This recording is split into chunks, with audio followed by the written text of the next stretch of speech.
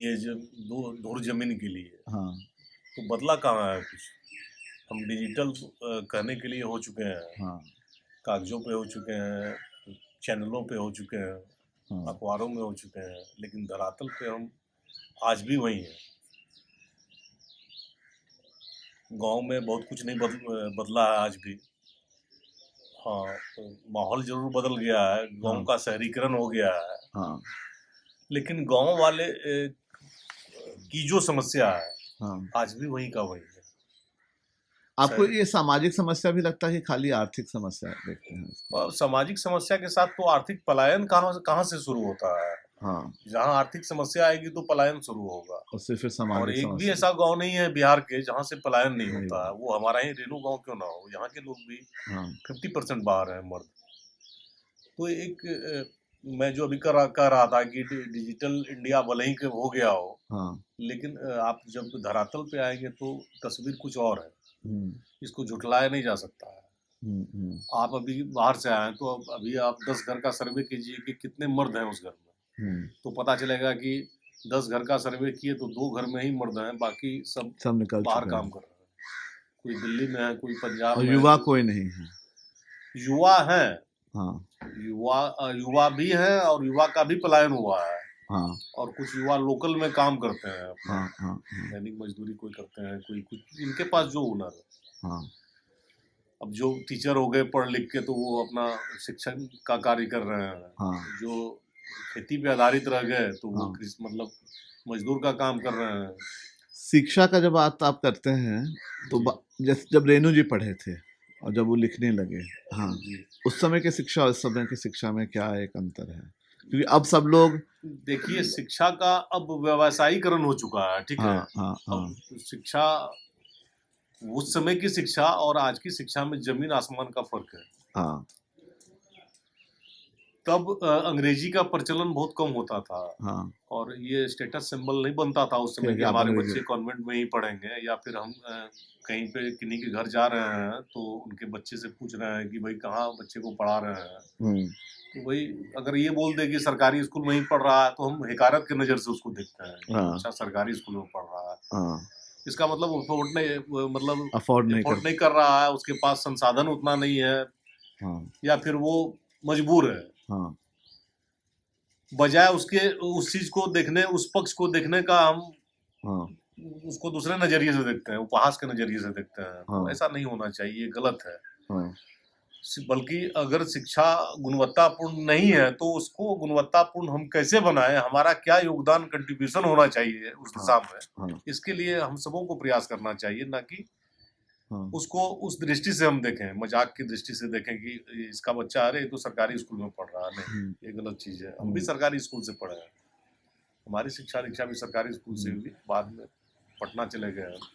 और जैसे शिक्षा का मतलब अब एक खाली कि मतलब कामकाज के लिए, मतलब शिक्षा को बुद्धिजीवी सोच के लिए नहीं किया जाता। अगर आपका बेटा कहे कि वो लेखक बनना चाहता, मैं आपका नहीं कह रहा हूँ, कि समाज का एक कोई बेटा कॉलेज कुमार कहे कि उसको लेखक बनना चाहता है, तो हर बाप कहेगा कि नहीं, बीएड कर लो, प्रोफेसर बन जाओ, टीचर बन जाओ, इंजीनियर बन देखिए जाओ। आज के समय में अब जिस कल्चर की आप बात कर रहे हैं ना, हाँ ये कॉन्वेंटिया कल्चर है, हाँ। ठीक है। हम्म।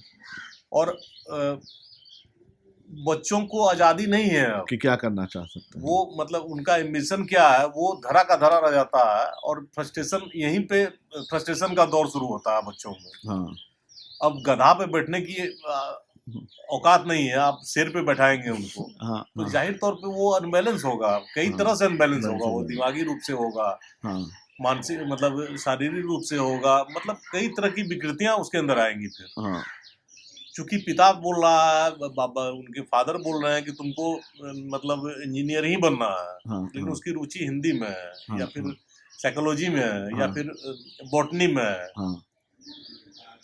रेणु जी बिरहा ये सब चीज में उनका रुचि था, जो एक लोक कला है, मतलब कहानी, किस्सा कहानी। बहुत ज्यादा उनके साहित्य को पढ़ेंगे हाँ आप हाँ तो हाँ बहुत सारे गीत आते हैं उसमें। हाँ, मैंने देखा तो मैं। बारह मासा होता है, हाँ बिरहा होता है, हाँ और भी कई तरह के जो अलग अलग सीजन, हाँ क्रॉप सीजन जो होता है, हाँ हाँ तो अलग अलग सीजन के अलग अलग गीत होते हैं। इस पर तो अनेक विदेशी ने रिसर्च किया है, और हाँ। एक विदेशी इयान वुल्फर्ड हाँ। उनका नाम है, हाँ हाँ वो मूल रूप से अमेरिका के हैं, के हैं। उनकी माँ भी यहाँ पे आई है, हेलन मेयर उनके साथ कई बार यहाँ आए।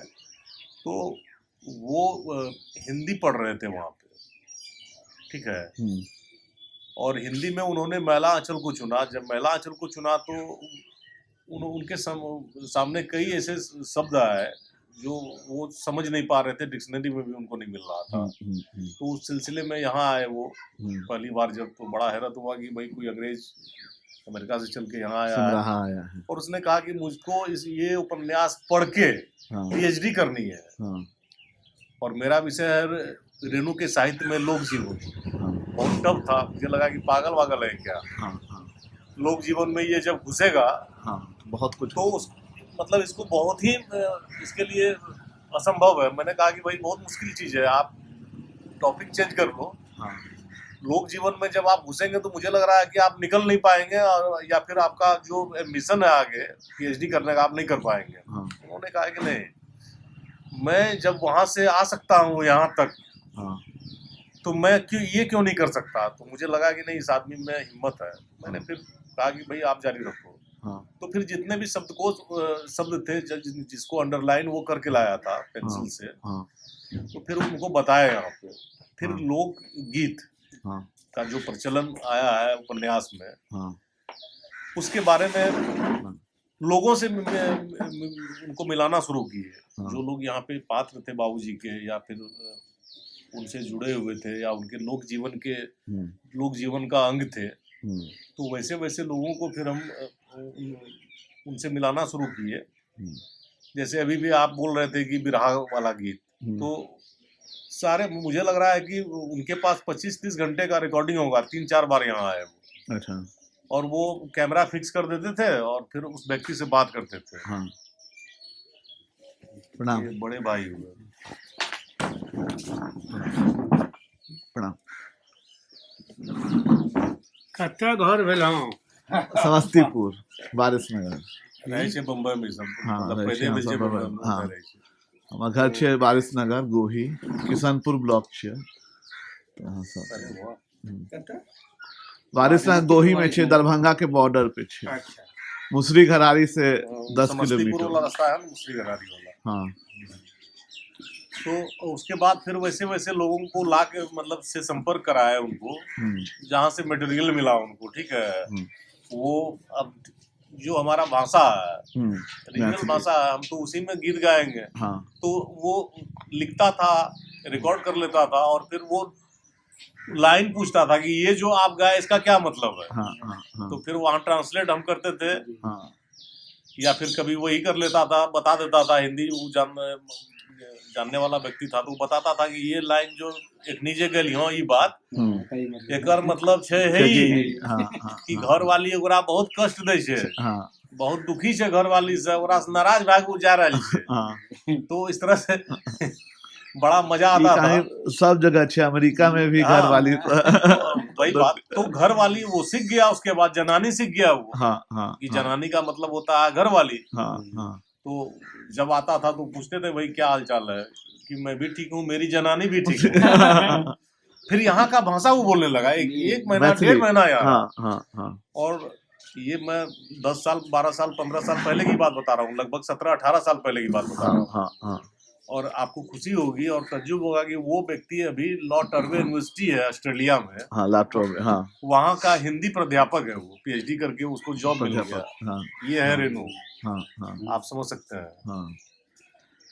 तो आप अपना परिचय देंगे, आपका नाम और आप क्या करते हैं? मेरा नाम दक्षिणेश्वर प्रसाद राय है, और महेश्वरनाथ रेणु जी का छोटा सुपुत्र हूँ। और मैं पहले तो सामाजिक कार्य करता हूँ, और उसके बाद छोटा मोटा कथाकार भी आप कह सकते हैं, लिखता उगता भी हूँ।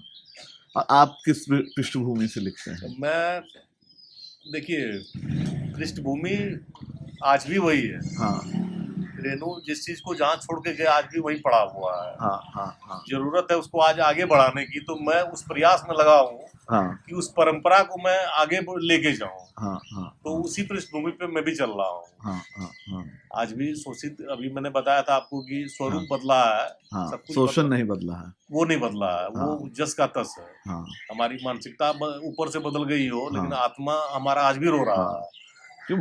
जैसे बिहार में हम आते हैं तो जातिवाद का एक बहुत बड़ा एक समस्या है, जिससे फिर जहाँ से शोषण चालू होता है। जी हम लोग अंबेडकर के मतलब फॉलोअर्स हैं, हम लोग अंबेडकर सोच में सोचते हैं। और ये चीज़ यहाँ तक बम्बई में क्यों इतना मतलब शौर्य है, पैसा है, सब कुछ है, क्योंकि अंबेडकर का जो एक मतलब सामाजिक सोशल जस्टिस जस्टिस का जो ये हुआ, समता मूलक एक वही सोच हुआ, निकला, सामाजिक न्याय का जो न्याय उनका- आया, और वो चीज़ बहुत मतलब वहाँ से आर्थिक चेंज भी आया। लोगों के पास में एक मतलब सेल्फ रिस्पेक्ट, एक मतलब अपने आप में मतलब विश्वास करने का एक सोच आया, और वही लोग आगे बढ़े तो पूरा मतलब देश बदला। बिहार में आज भी देखेंगे तो हर तरीके से उस शोषण का मतलब कास्ट पहले आता है, उसके बाद क्लास का सिचुएशन है। और इसी पृष्ठभूमि से मुझे, लेकिन जोग्राफिकल भी मतलब मैलांचल में उनके बारे में वो लिखते हैं कि जोग्राफी का भी एक बहुत बड़ा एक भूगोल कैसे आपको मतलब पिछड़ा कर देता है, उसके बारे में आपके पिताजी ने बहुत मतलब अच्छी तरीके से उन्होंने लिखा। कुछ छोड़ा ही नहीं अब लिखने के लिए उस बारे में। हाँ हाँ मतलब आप प्रतिपरी कथा को उठा लीजिए तो समस्त भौगोलिक स्थिति उसमें एक मानचित्र के रूप में है। हाँ हाँ हाँ यहाँ पे मतलब जमीन की स्थिति क्या है, हाँ कितनी नदियां हैं और कितनी नदियां त्रासदी लाती हैं, हाँ, चाहे हाँ, कोसी हो चाहे हाँ, अन्य नदियां हो हाँ बिहार हाँ की। हाँ और किस रूप में ये त्रासदी लाती है, कब कब लाती है, हाँ, और भविष्य में कब ला सकती है, हाँ, कैसे लाएगी, हाँ हाँ ये सब दर्शाया हुआ उसमें। हाँ तो यही कारण है, मुझे लग रहा है 2017 में कुसाहा का बांध टूटा था यहाँ पे, हमारे ही बगल में, हाँ और बहुत बड़ी त्रासदी हुई थी कोसी हाँ, बांध टूटने से। मैं जानता हूँ। हाँ तो उस समय जो राज्य के नाम संबोधन होता है तो मुख्यमंत्री जी नीतीश कुमार मुख्यमंत्री जी हाँ, वो शाम में रेडियो से वो आ रहा था, तो उसमें उन्होंने जिक्र किया था इस बात का हाँ कि भले ही इस प्रलय को आज हम विनाश के रूप में देख और हाँ समझ रहे हैं, हाँ लेकिन इस बात को रेणु जी ने कई दशक पहले लिख दिया, सचेत कर दिया था उन्होंने कि हाँ। ये कोसी एक दिन लोगों को अपना विराट रक्षक रूप करे। धरेगी और हाँ, जो रास्ता इसको मिलेगा ये कुछ नहीं देखेगी, हाँ बस समेटते चले जाएगी सब कुछ। हाँ तो उसके बाद चूंकि वो उन्होंने अक्षरशः सही बताया था, हाँ। उसमें प्रतिपरी कथा में ऐसा है भी, हाँ कोसी के बारे में बाबूजी कोसी का नाम डायन कोसी भी दी है और कहानी भी है उनकी एक डायन कोसी। तो नदियों के बारे में और ज्योग्राफिकल जो अभी आप बताया, हाँ। उसके स्थिति के बारे में उनको गहन अध्ययन था। आपके बाबा क्या करते थे?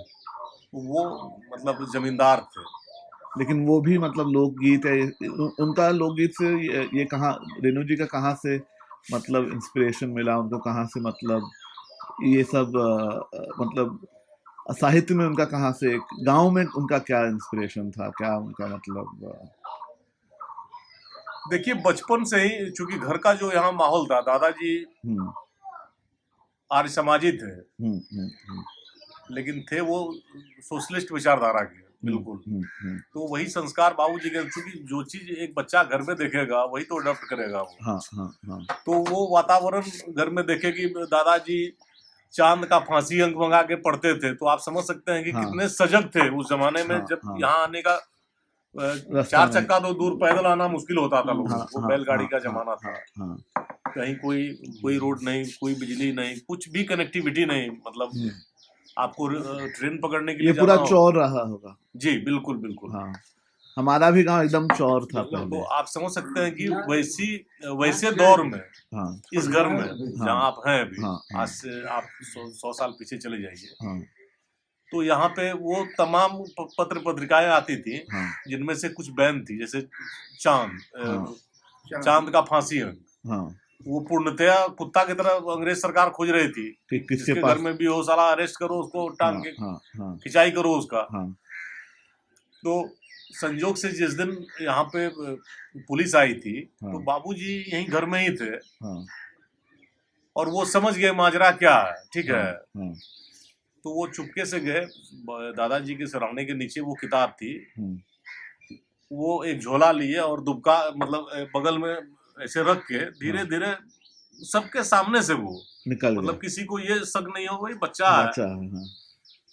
लेकिन वो बच्चा क्या कर रहा था हाँ। ये बात समझ में ही नहीं आया। बाद में इसको एक टेलीफिल्म आई थी, राजेश बादल जी बनाए थे राज्यसभा चैनल से, हाँ हाँ हाँ तो उसमें इस चीज को दिखाया गया था, तो लोगों ने जाना था हाँ कि वो बच्चा किस तरह से कुछ हाँ। नहीं बोलता है, लेकिन वो समझ लेता है कि पुलिस के आने का मकसद क्या है, और वो जो सवाल जवाब उनके पिताजी से कर रहा है, तो उसमें उसको खतरा महसूस हो रहा था कि जो चीज ये खोजना चाह रहा है ये तो फलाने जगह हम देखे हैं।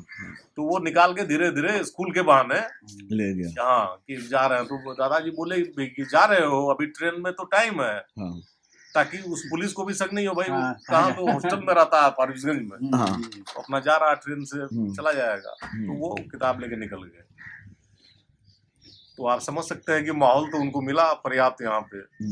आज हम सुबह में ही पढ़ रहे थे कि एमपी कोइराला के साथ में उन लोग कैसे हाँ ये दूसरा टिम्बर चैप्टर है। हाँ टिम्बर के स्ट्राइक में लकड़ी का जो धंधा होता था उसके स्ट्राइक में उनका कैसा इन्वॉल्वमेंट था, कैसे वो मतलब घायल हुए, तो बहुत अच्छा। वो कोइराला परिवार से मुझे लगता है कि जब कुछ अच्छा होना होता है आपके साथ ना, तो अच्छा ही होता चला जाएगा, जाने अनजाने आपको तभी पता नहीं चलेगा। हाँ कि क्या तो है। एक बार ये हुआ कि बाबूजी ट्रेन पकड़ने जा रहे थे, और ये जब तक पहुंचते ट्रेन खुल चुकी थी, और सामने इनके रेंज में जो पैदान आ पाया, गेट बंद थी, ये लटक गए पकड़ के, और बारिश शुरू हो चुकी थी। वो फर्स्ट क्लास का डब्बा था और उसमें कोइराला जी थे अंदर। तो ये जो थपथपाए ना बारिश हाँ वही थे अंदर में, उनकी वाइफ थी दोनों।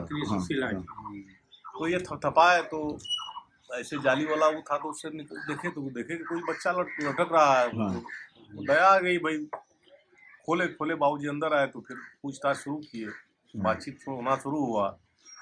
तो विलक्षण प्रतिभा के धनी तो थे ही, इनके मतलब इनके बात करने के ढंग शैली से ही, और जितना देर फारबिसगंज जाने के क्रम में बातचीत हुई, तो उनको लगा ही नहीं कि कोई ये अनजान बच्चा है, मतलब अपनापन इतना हो गया कि वो फिर उस घर से रिश्ता जुड़ गया। और फिर आगे जाके बाबूजी वहीं पढ़ने लगे, उन्हीं की फैमिली में। उनके छोटे भाई जो थे गिरजापुर की नाम रही हो मातृका बाबू, वो उनके परम मित्र बने। हाँ उन्हीं का मातृका बाबू का हम आज पढ़ रहे थे, मतलब बायोग्राफी, उसमें बहुत लिखते हैं रेणु जी के बारे में। जी वो बाबूजी लंबे समय तक वहाँ रहे ना। वो जो है ना अभी यो रेडियो नेपाल हो, ये बाबूजी का शब्द दिया हुआ है, यो रेडियो नेपाल हो। क्योंकि ये मैं नहीं कहता, ये मातृका बाबू अपने इंटरव्यू में, गंगा पत्रिका के इंटरव्यू में जो कोटेश्वर जी निकलते थे, तो उसमें इंटरव्यू में उन्होंने पत्रकार को बताया था कि जो आज सुन रहे हैं कि यो रेडियो नेपाल हो, ये रेणु का शब्द है। और रेणु जी को नेपाली आता था। नेपाल में रहे ही बहुत लंबे समय तक, तो उनको बीपी कोइराला जी का कई कहानियों का अनुवाद बाबूजी किए, नेपाली का हिंदी में किए। लेकिन नेपाली, मैथिली, बंगाली तो ऑलमोस्ट एक ही भाषा था। आज भी वो तो यहाँ तो नहीं, पटना में वो पांडुलिपि आज भी है। एक रजिस्टर है बड़ा सा, जो नेपाली में है, वो उपन्यास है या कहानी संग्रह, उपन्यासी है वो कोई, नेपाली में उसको बाबूजी हिंदी में दिया है उसका। और वो नेपाली नेपाल जाके सीखे कि जैसे मैथिली, नेपाली, बंगाली एक तरीके से एक ही पारिवारिक भाषाएं हैं, जो मतलब एक भाषा से आता है। वो नेपाली कैसे सीखे, मतलब नेपाली चूंकि उस माहौल में रहे वो ना, उन लोगों के साथ बचपन से, और वहीं स्कूल में पढ़ने लगे वो। तो पढ़ने लगे तो जाहिर सी बात है कि जिस माहौल में आप रहेंगे, मैं मुंबई जाके 6 महीना रहूं तो क्या वहाँ की भाषा में नहीं बोलेंगे। तो बस वही चीज है, टंग तो नेचुरल चीज है कि आप जिस परिवेश, जिस वातावरण में लंबे समय रह जाते हैं, 5-7 साल, 10 साल, तो आप स्वतः बोलने उन लोगों से अच्छा बोलने लगिएगा जो पहले से रह रहे हैं वहाँ। तो बस यही वजह था बाबूजी की। वो मैं भी एक लेखक हूँ, मैं खुल के जीता हूँ, वो भी खुल के जीते थे, तो खाने का बिंदास होके जीते थे। मैं भी वैसा ही जीता हूँ। मैं बहुत खाना अच्छी है। बनाता हूँ, खिलाता हूँ, पीता हूँ, पिलाता हूँ, सब कुछ अरे करता वाह। हूँ। तो वो जब हमें सुना तो मैं बहुत खुश था कि मतलब, क्योंकि बिहार में आप देखेंगे तो लोग ज़्यादातर ढकोसले में रहते हैं। वो सब कुछ करेंगे लेकिन बात करेंगे जैसे वो कुछ नहीं हाँ करते हैं। बिल्कुल। और मैं खुल के रहता हूँ, और ये चीज़ बहुत इम्पोर्टेंट है एक लेखक के लिए, मैं समझता हूँ। क्योंकि ढकोस हिपोक्रेसी जो बाबूजी ढकोसले में, पीते भी थे। मैं भी पीता हूँ, हाँ। देखिए बिहार में हर पीता है, लेकिन यहाँ पे कुछ और हाँ, ये बिल्कुल करे सही बात कर रहे हैं। हाँ हाँ हाँ वो बल्कि वो अभी का पीना जो है, ये एक तरह से जहर पी रहा लोग यहाँ हाँ पे, मजबूरी में। अरे आप क्यों जबरन थोप रहे हैं भाई? हाँ व्यक्तिगत आजादी क्यों छीन रहे हो आप हाँ लोग? हाँ शराब जहाँ बंद ही है, मान हाँ, लीजिए बिहार में, तो कौन सा बड़ा काम हो रहा है और कुछ बुरा नहीं, काम हो रहा है? बहुत नहीं। हमारे जो बाबा थे ना, वो भी खुल के रहते थे, और हमको कहे कि वो बिहार छोड़ के बम्बई इसलिए आए क्योंकि उनको खुल के रहना था। तो हमें हर टाइम कहते थे कि हम गांव छोड़े इसी के लिए, क्योंकि हमको उस समाज में नहीं रहना था जहाँ पे हर चीज के बारे में आदमी हर चीज करने का चाहेगा, उसको चेष्टा भी होगा कि करे, लेकिन करेगा नहीं। हाँ, और बोले कि बम्बई में इस चीज का मतलब एक लेकिन तब आप एक रेणु जैसे आदमी को जानते हैं जो वहां पे रहकर भी वो एक मतलब एक फ्रीडम में रहे। आज दुनिया में बुद्धिजीवियों का ये भी सोच है ना कि जो आदमी चाहता है, जैसे लेखक जो चाहता है, वो अपने दिमाग पे कोई बंदिश नहीं लगाना चाहता है। और गांव में रहकर बंदिश, आप जानते हैं गांव का समाज कैसा होता है। आज भी हम मेरे गांव में जाएंगे कोई, तो बंदिशों से हर तरीके का बंदिश, जात का बंदिश है, सोच का बंदिश है, मतलब लोग ईर्ष्या कई चीजों में मतलब देखिए विलीन रहते हैं। ये चीजें तो अभी आपको सभी गांवों में मिलेंगी। हाँ ईर्ष्या वाली बात आप बोले, या कोई आगे बढ़ रहा है तो उसको हाँ कैसे हाँ पीछे करना है, हाँ कैसे साजिश रचना है, तो हाँ वो सब तो आज भी है। हाँ ये ऐसी बुराई है समाज हाँ की, हाँ जो एक परछाई की तरह आपके साथ होती है हाँ हमेशा। हाँ आप चाह के भी उससे अपना हाँ दामन नहीं छुड़ा सकते हाँ हैं। हाँ अब इसको खूबसूरती कर लीजिए या बदसूरती कर लीजिए हाँ ग्रामीण परिवेश का, लेकिन हाँ। ये समानांतर चलती है आपके साथ।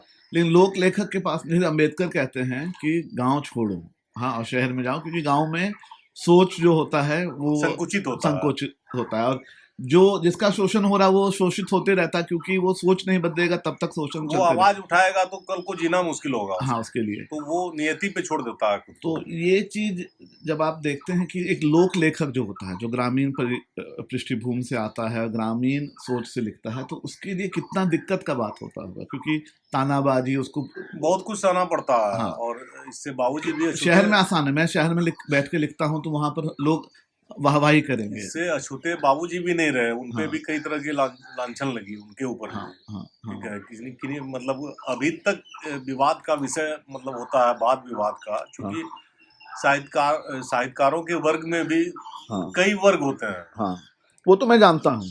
हाँ साहित्य में भी अनेक प्रकार की हाँ साहित्य दुनिया है, साहित्य जगत में भी कई खेमा है। अभी तो आप क्या कहिएगा, जो पुरस्कार लेने या वापस करने का जो दौर है, ये सब क्या है? हाँ, दुख नहीं होता है क्या? दुख होता है।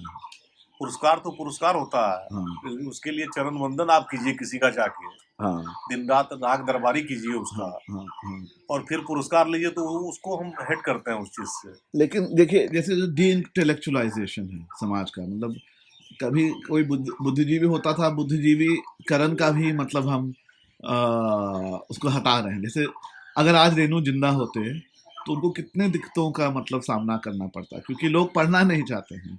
जैसे जिस समाज से आता हूँ मैं, सवर्ण समाज से आता हूँ, हमारे समाज में अच्छे लेखक थे, बहुत अच्छे लेखक हैं, लेकिन कोई अगर मेरे समाज के आदमी से पूछिए उससे कि राहुल संकृतायन कौन है, दिनकर रामधारी कौन कौन है, है, ये कौन है, ये मुझे नहीं तो मैं जानेंगे। बता देता हूँ लेकिन फटाफट। कोई आदमी 40 पेज का कुछ बकवास लिख दे, बस हाँ, वो उसको लेके, वो सब जानेंगे हाँ, वो कि फतवा जारी कर देते परशुराम हैं। पे है, ये है, वो है, तो वो सब जानेंगे, जिसका कोई मतलब एविडेंस नहीं है, उसका कोई मतलब आप वो लिखने, वो कोई भी आदमी रिटायर होके वो लिख दिया 40 पेज का, अपने से पब्लिश कर लिया।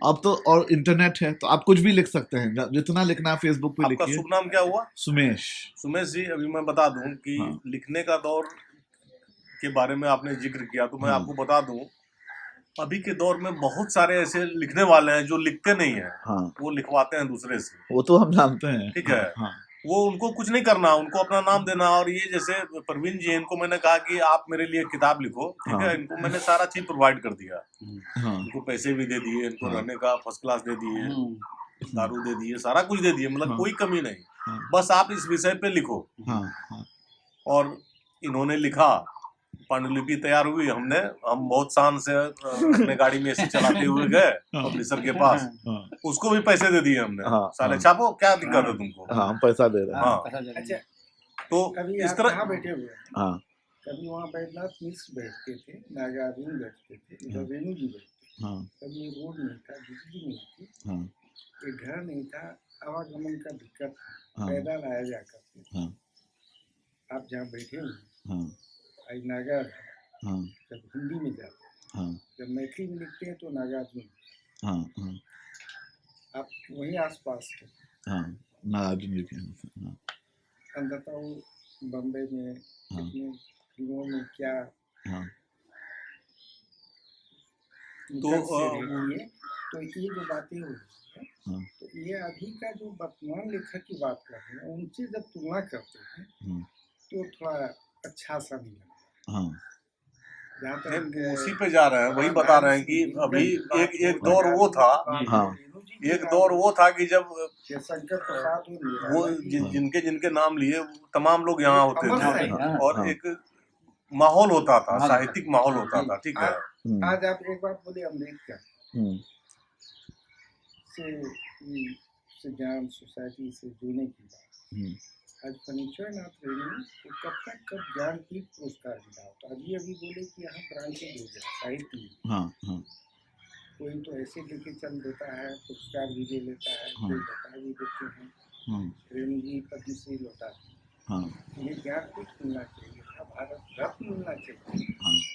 ये यही सोसाइटी पीछे से ही आ रहा है। रेणु जी को पद्मश्री जो मिला था, अब इसके बारे में भी इन्होंने बोला तो जान लीजिए। पद्मश्री ये मांगने नहीं गए थे कभी, ये तो विरोध में ही लिखते थे। कांग्रेस सरकार के विरोध में ही हमेशा लिखते रहे, क्योंकि किसानों की बात जो करेगा तो वो विरोध में सरकार का ऑटोमेटिक जाएगा, और आज भी जो करेगा वो भी जाएगा विरोध में। तो ये नियति है इस देश की कि गरीब और शोषित के विरुद्ध में जो भी खड़ा होगा कलम लेके, तो उसके अगेंस्ट वो सरकार के नजर में एक नंबर का टेररिस्ट कहलाया जाएगा। ठीक है।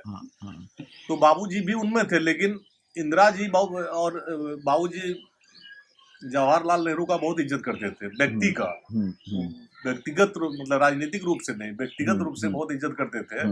और आज भी पटना में जो आवास है बाबूजी का, वहाँ नेहरू जी का फोटो बाबूजी के समय से ही लगा हुआ, और आज भी है। खैर, उनसे उनका लगाव था, और कांग्रेस सरकार के खिलाफ हमेशा ही लिखते रहे वो, हमेशा। क्योंकि शोषित पीड़ित दलित के खिलाफ लिखेंगे, वंचित समाज के विरुद्ध में लिखेंगे तो सरकार पे ही ढिकरा फूटेगा ना जाके। लेकिन इसके बावजूद इंदिरा की सरकार ने इनको पद्मश्री अवार्ड दिया। बाद में इंदिरा की सरकार ने ही जब आपातकालीन लगाया, तो उसके विरोध में इनको लगा कि ये जबरन थोपा गया आपातकाल है जनता पे।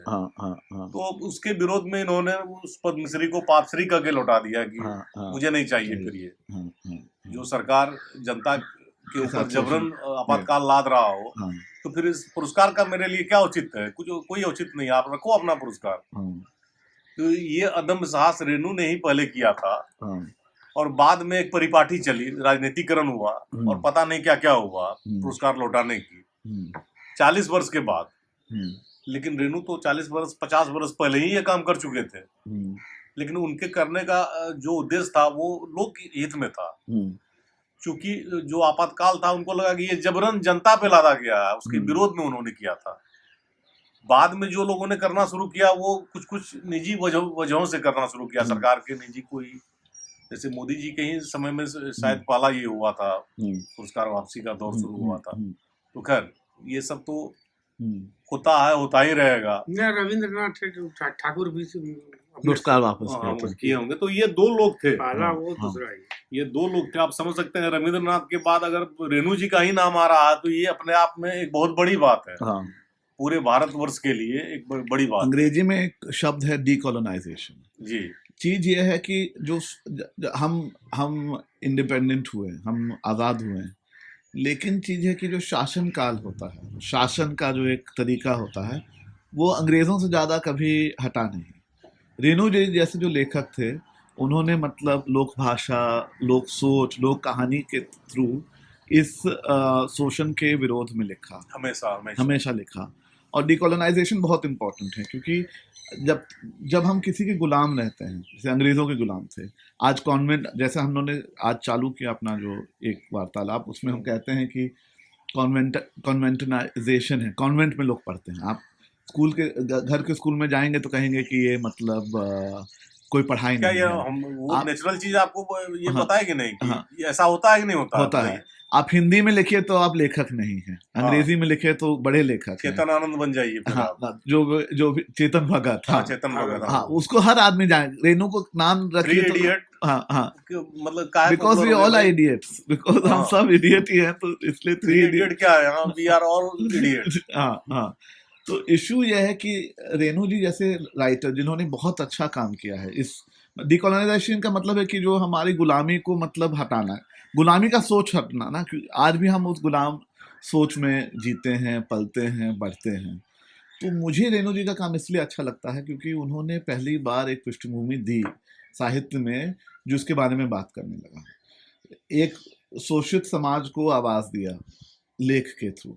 आप जानते हैं कितने हजारों साल मेरे समाज को भी लिखने का राइट नहीं था, एक वर्ग के पास में लिखने का मतलब राइट था, उनके पास में हक था लिखने का, और कैसे वो चेंज ये लाए और कैसे लिखे।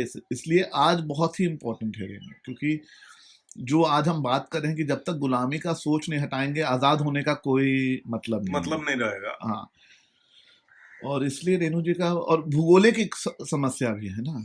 बम्बई में बैठे लोग, दिल्ली में बैठे लोग फॉरवर्ड गन को जानते ही नहीं है। उनको ये नहीं समझ है कि वो नेपाल बिहार या नेपाल भारत को ऐसे समझते हैं कि वहाँ के जो लोग हैं वो चीनी जैसे दिखते हैं, यहाँ के लोग बिहारी जैसे दिखते हैं, लेकिन जानते नहीं कि हमारे बीच में कितना मतलब इंटरकनेक्शन है, कैसे हम एक लोग हैं, कैसे। और नेपाल में भी मैं ये सुनता हूँ, कोई यहाँ पर आके तराई में देखता नहीं है कि हम लोग कैसे साथ एक मतलब एक साझा मतलब लेकिन ध्रुवीकरण हर जगह किया जाता है, ध्रुवीकरण का एक राजनीति है।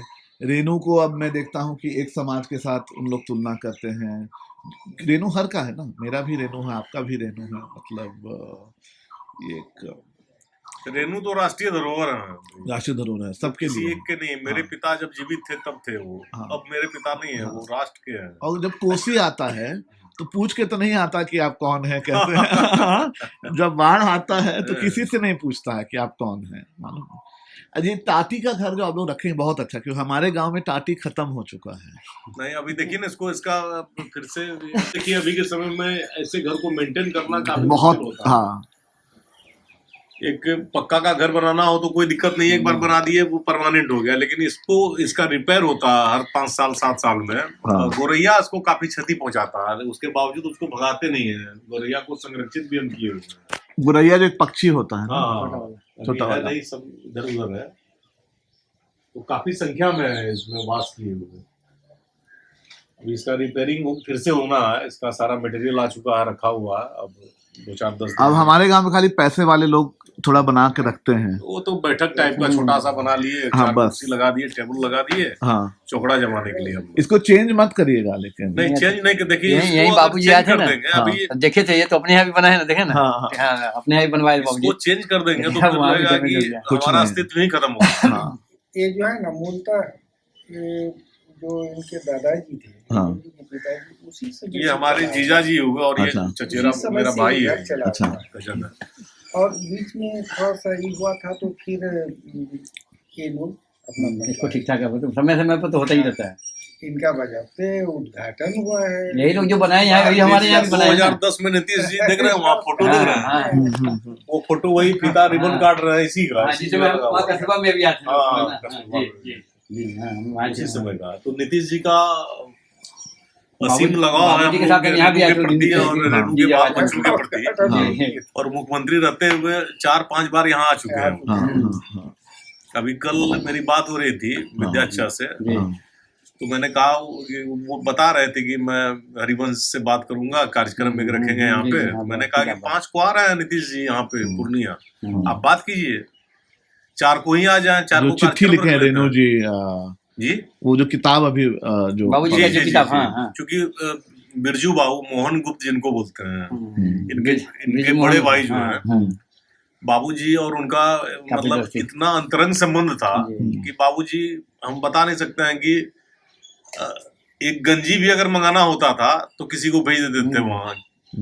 बिरजू बाबू समझ सारा लेते थे चिट्ठी है उनका वहाँ पे तो। कि कहाँ आया सारा है। चिट्ठी है देखिए वहाँ पे। आर्थिक रूप से बाबूजी को काफी मदद करते थे वो, काफी। विद्या वो जो किताब लिखे हैं, बाबूजी के बारे में एक चीज तो फेमस है कि इनका रहन सहन, शानो शौकत बिल्कुल ही एक ठाट बाट जो होता है वो बहुत, मतलब उनके समकालीन जितने भी साहित्यकार थे, इनके रहन सहन के आगे कोई नहीं टिकते थे। ऐसे ही रहना चाहिए, अंबेडकर भी ऐसे रहता था, बिल्कुल बन ठन के रहते थे बन-ठन हमेशा, के एकदम रहते थे, नफीस नफासत था उनके कपड़े में, कुर्ता पजामा, हाँ और उनका जो परफ्यूम होता था वो हाँ, गजब का होता था। वो तो बंद ही हो गया, खत्म हो गया। विद्या वो किताब हम टाइप किए हैं ना, सारा जो लिखे हैं वो हम ही टाइप किए हैं सर। अच्छा, तो सारा कहानी हमको भी याद, पढ़ ली आप बता देते हमको याद है, सब पढ़ उसमें लिखा हुआ ऐसे नहीं था। याद जी रहेगा। हाँ, ट्रेन वाली जो बात बताए वो भी उसमें लिखे हैं वो। कैसे रहते थे, लिखे हैं? हाँ। सब हकीकत सारा बात है, है, कोई सारा- कोई कहानी सारा थोड़े है चिट्ठी- कि सारा हम चिट्ठी लोग भी लगा हुआ है किसी से कुछ सुन के जी, बोल रहे हाँ, हैं। नहीं नहीं सच्चाई है सब। तो सारा अभी स्कैन मैं करके लगाए हैं उनके उनकी किताब में। दरअसल अपनी जीवनी खुद लिखती है। हम्म। पिछले चौराहे में देखिए, कुछ दिनों के सिर्फ बाद अपने मुझे बारे लग में रहा है मैं अभी तैयारी कर रहा हूँ बाबूजी के बारे में। मेरे पिता रेणुका के एक किताब का मैं वो सोच रहा हूँ जिसमें वो तमाम पहलुओं पे को मैं रखूंगा या पहलुओं पे बात लिखूंगा जो बहुत सारे लोग नहीं जानते हैं। रेणु की जीवनी भले ही अभी हाल फिलहाल में लिख दी गई है और लिखने वाला लिखने के 5 दिन के बाद ही मर गया। किताब प्रकाशित होती है और 1 सप्ताह में वो चल बसते हैं। तो मुझे लगा कि इनको जिंदा ही बाबूजी रखे होंगे कि तुम लिखो उसके बाद तुम जाना। भारत यावर नाम है उनका, सर्वाधिक काम उन्होंने किया है। हाँ।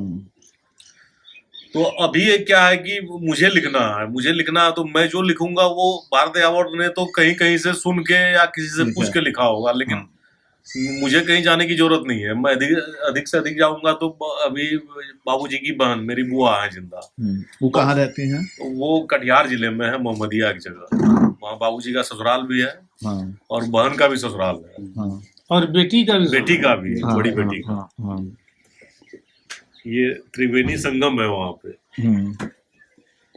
लेकिन आप लोग जब बात करते हैं अपने बाबूजी के बारे में, जो हमने देखा उस YouTube पे, जी बहुत मार्मिकता से आप लोग बात करते हैं। हर आदमी का एक सोच है, तो इसलिए लिखना दिक्कत का काम भी होगा आपको अपने मेरे बाबूजी के बारे में, क्योंकि उसमें जो मतलब भावुक होना तो देखिए होगा। मैं तो बहुत जगह जो आप कैसे समझे इस चीज को, क्योंकि अगर आज हम अपने बाबा के बारे में लिखें, मेरे बाबा बहुत, मेरी जिंदगी में उनका बहुत बड़ा एक प्रभाव है। उनके बारे में अगर हम लिखने जाएंगे हाँ तो भावुकता तो आएगा नहीं उसमें। मालूम। आवाज आप नए थे मतलब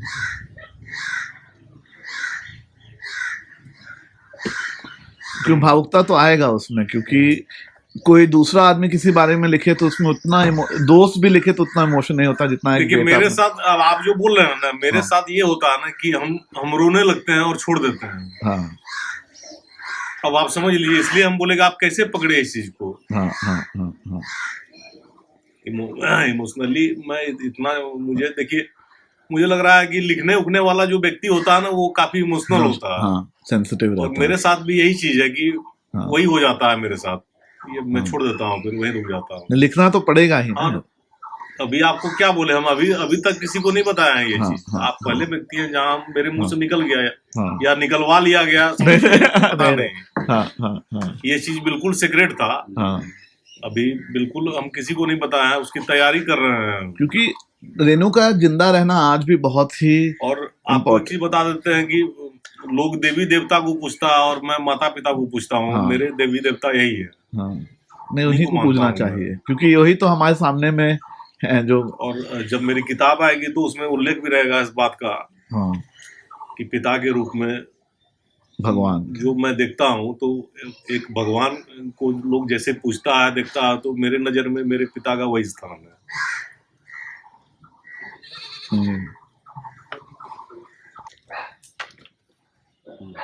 अभी जो आप अंबेडकर जी की बात कर रहे थे और एक के विजन की बात कर रहे थे, मतलब जिसमें जाति प्रथा आती है, हाँ स्वच्छ समाज की बात आती है, हाँ और ये परिकल्पना उनका जो है, हाँ भले ही फलीभूत बहुत बड़े लेवल पे नहीं हो पाया, लेकिन हम लोगों ने आत्मसात किया है इन चीजों को। हाँ। नेहरू परिवार ने हाँ जाति बंधन को अनेक बार तोड़ा है। हाँ हाँ मेरे परिवार में बहुत सारी शादियां ऐसी भी हैं जो हाँ। दूसरी जाति से बिलोंग करते हैं। हाँ हाँ हाँ और इसकी शुरुआत भैया की बेटी से हुई, हाँ जो दूसरे हाँ एक मिनट, दूसरे जातियों में। जब हाँ। दादाजी आपका हाँ। कुआं में पानी भरने के लिए चमार को वंचित रखा गया था, हाँ ये जो कुआं देख रहे हैं, हाँ इनके जो दादाजी थे, इनके जो पिताजी, एक बार हुआ यूं ही। हाँ, उनके समय में भी भैया हुआ था। बताएंगे उस बात को। भैया आप वो कहानी बताइए, कैसे टूटा था वो रिश्ता। हाँ तो उसमें था कि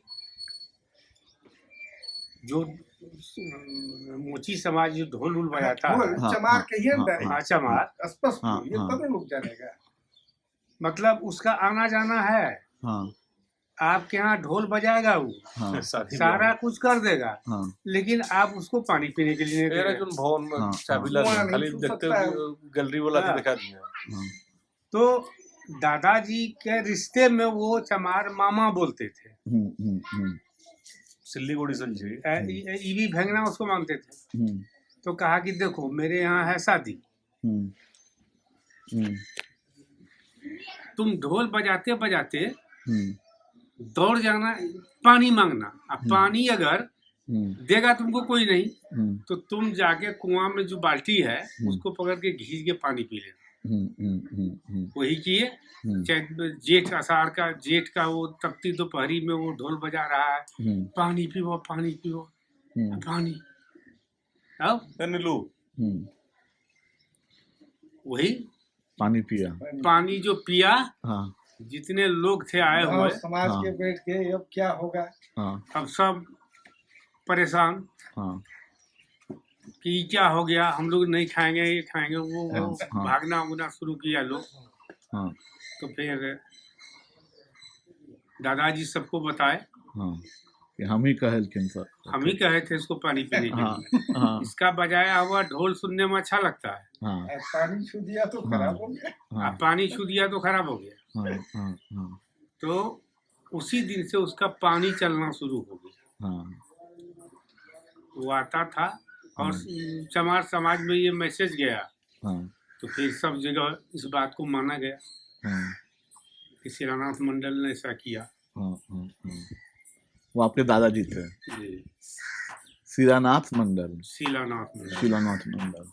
रेणु जी जो है, रेणु जी की जीवन परिचय में मतलब ज़्यादा उतना अथी नहीं हो, लेकिन जिस समय तीसरी कसम जब बना था, तो उसमें जो वाहिदा रहमान जी जो अथी थी, नायिका थी, शायद उनके जिस दिन की फिल्म का अथी था, शायद उस दिन जो है पुत्री का जन्म हुआ था। उनके नाम उन्हीं के, मतलब कि एक इससे वहीदा उनका नाम। इससे ये सोचा जा सकता है कि वो जो है धर्म से भी ऊपर थे। हाँ उनके नज़र में जो है जातिवाद का भी एक कोई वो नहीं था, और धर्म उन्होंने अपनी और इनकी किसी भी रचना में जय जाति जय, आप का जाइए जाइए उनके साथ जाइए। एक बात और था सर, जातिवाद में सर पैसे का कहीं गाड़ी ना कहीं छोड़ फैक्टर दीजिए, है। जाइए आगे। क्योंकि यहाँ का विधायक रह चुके थे जमुना राम, हाँ उसके पास पैसा था तो सब उसके यहाँ खाता था, उसको अपने आप खिलाता था।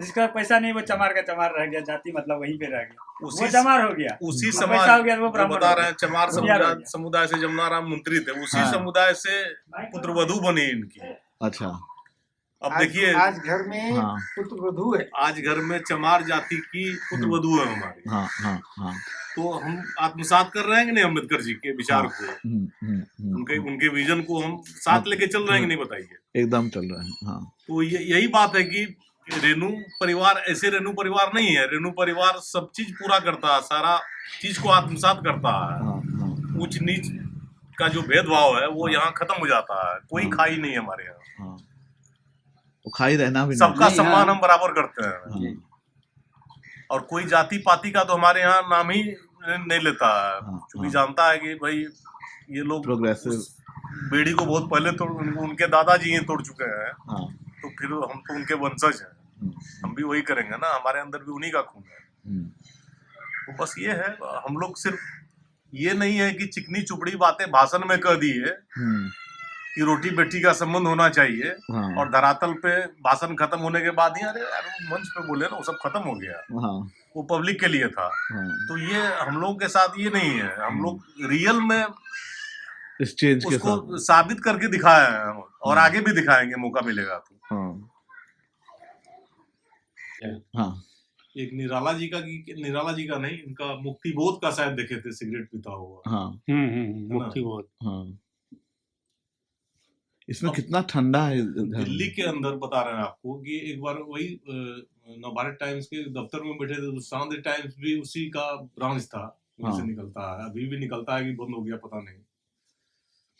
तो एक बातचीत के क्रम में एक व्यक्ति जान गया, कोई रिपोर्टर था, कि हम रेणु जी के लड़के हैं। अब देखिए कि आदमी कितना चतुर होता है। तो बोलता है कि बॉस आप उनके लड़के हैं? हाँ बिल्कुल, क्योंकि कुछ फोटोग्राफ्स हैं उनके मेरे पास। बोले कि हमको लगा, खुशी हुई कि इसके पास है तो देगा हमको। तो बोलता है कि कार्ड हमको थमाया चांदनी चौक का। वो चांदनी चौक के इतना, वो वैसे तो सारी इमारत पुरानी है वहां पे, एक तंग मतलब सीढ़ी, बड़ा ही अजीब लगा हमको जाने में। जब गए तो देखते हैं छोटा सा कमरा, मतलब अजीब ढंग का। फिर उस आदमी को फोन किया, बगल में ही था, हड़बड़ा गया, 2 फोटो ला के दिया, बोला कि भाई आपको 400 रुपए लगेंगे इसके। हम तो हतप्रभ हो गए कि साला ये आदमी कल कितना अच्छा से बात कर रहा था प्रेम से, कि बॉस आप आइए ना, फोटोग्राफ है हमारे पास, मैं आपको दे दूंगा। तो हमको लगा कि ऐसे ही देगा ये। जब गया तो एक फोटो का वो 200 बोल रहा है, कि उससे तो कम में, चूंकि मैंने भी परचेज किया। देखो ना, बहुत सारे साहित्यकारों के, मैं तो परचेज करके रखता हूँ, कमर्शियल यूज करता हूँ उसका। उसको हम कुछ नहीं बोले, चुपचाप पैसा दिया और हम फोटो ले लिए वहां से। तो हम सोचे कि देखो अपने ही पिता को मुझे खरीदना पड़ा। ऐसा हो, ये जो टाटी है, ये चीज को तो हम लिखेंगे, अपने किसी न किसी संस्करण में लिखेंगे कि जब अपने ही पिता को खरीदना पड़ा। अब बिहार का कहाँ वैसा टाटी का घर मिलेगा, टाटी का रूप मिलेगा? नहीं मिलेगा, कहीं नहीं मिलेगा सब जगह, क्योंकि मेंटेनेंस इसका बहुत हाई लेवल का होता है, बहुत हाई लेवल। और ऐसे लोग 10-15 साल के अंदर में लोग भी नहीं मिलेंगे। आपको अभी लग रहा है ना, गर्मी में भी यहाँ पे कंबल चादर रखा रहता है, गर्मी में भी चादर ओढ़ के सोना पड़ता है यहाँ पे। कितना भीषण गर्मी हो। कितने स्मार्ट थे ना वो, बहुत बहुत। वो वाला पेंटिंग कौन बनाया, ऊपर वाला? ये तो इस लड़का का यहाँ अररिया घर है, लोकल ही, अररिया जिला का ही है, मतलब हमारी डिस्ट्रिक्ट का है एक लड़का, वही बनाया है। नाम भरी है। देखते हैं, बहुत तरह का पेंटिंग आपको मिलेगा यहाँ। देखिए, मतलब कार्यक्रम होता है, कोई ना कोई पेंटिंग बना के लिए आता है। बहुत सारा तो सीएम साहब को भी दिया गया है। तो अच्छा लगता है, लोग रेणु जी को बनाने का कोशिश करते हैं। मतलब भगवान की तस्वीर तो सभी बनाते हैं, लेकिन आदमी का बहुत कम व्यक्ति होता है जो देखिएगा ढेर सारा पेंटिंग बना रहा है। और बाबूजी उनमें से आते हैं कि अनगिनत इनकी पेंटिंग है, लोगों ने बनाया है।